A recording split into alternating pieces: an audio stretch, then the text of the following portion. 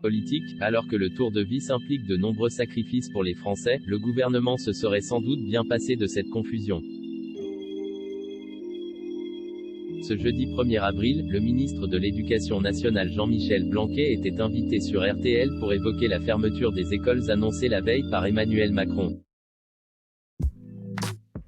Un passage radio au cours duquel il a répondu à une question posée par une directrice d'un centre aéré installé dans le Nord.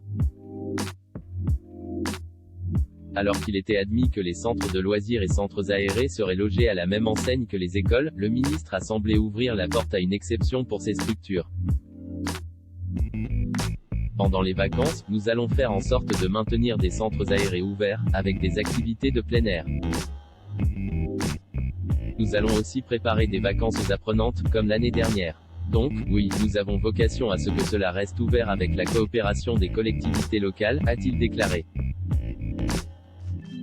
Une déclaration ambiguë relevée par plusieurs médias, qui en ont conclu que les centres aérés pourront ouvrir pendant ces vacances confinées, potentiellement pour tous les enfants.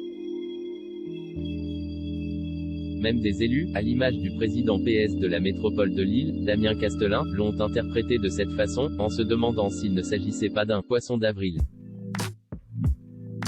Car au même moment, Jean Castex expliquait précisément l'inverse aux députés.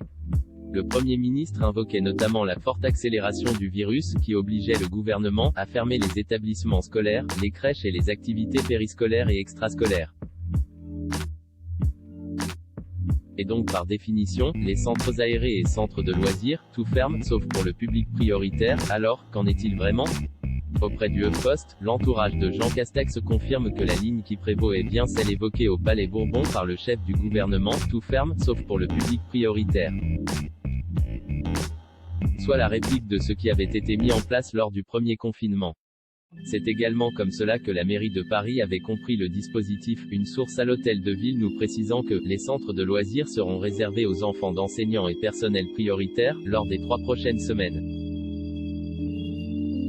Également sollicité par le HuffPost, le ministère de l'Éducation nationale a précisé que ces structures seront bien fermées, sauf pour un certain type de public.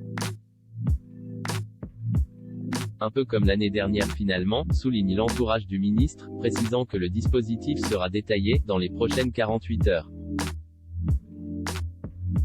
Comparer la situation actuelle avec celle du mois d'avril 2020, voilà peut-être ce qu'aurait dû faire le ministre de l'Éducation nationale pour éviter toute confusion. À voir également sur le HuffPost, confinement, la consommation d'alcool interdite sur la voie publique.